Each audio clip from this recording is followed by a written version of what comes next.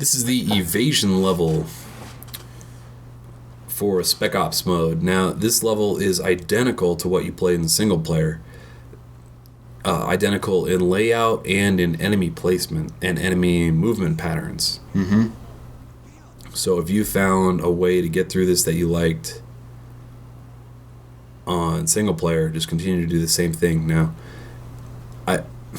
the object here is to stay stealth, not get seen. So right now, I'm just laying here waiting for a dog and his trainer to walk past. I'm going to hit them both with one shot. I usually try to kill the dog with one.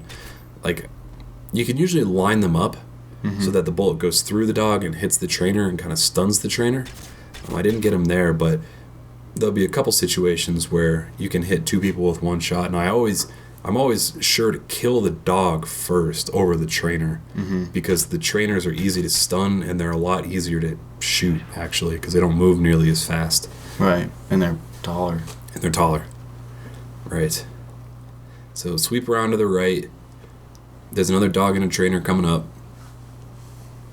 On the left, actually, but there's two guys straight ahead. You can shoot those guys, and the dog and his trainer will not notice you.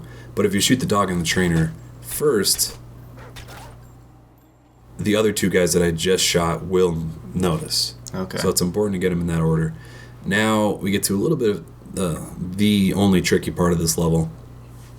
There's 5 enemies patrolling up ahead. 2 dogs with their 2 trainers and 1 guy in the very back.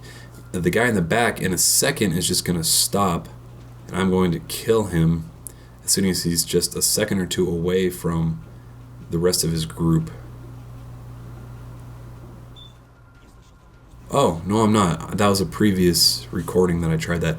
I guess I'm not going to kill anybody here, which you can get away with pretty easy on this level as well, even though it might be a little bit faster to just kill everybody.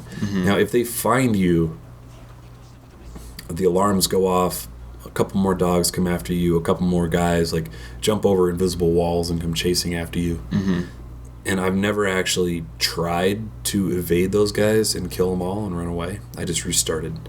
So you might be able to survive being spotted, but it's easiest just to restart, I found.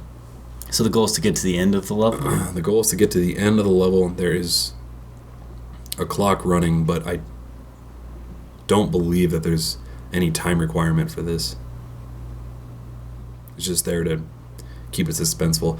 And I said before that the enemy placement is exactly the same as it was before, but it's not. There's 2 guys there that were not there. There's also a couple guys at the bottom of this hill that were not there in single player, but overall it's almost identical. Whee!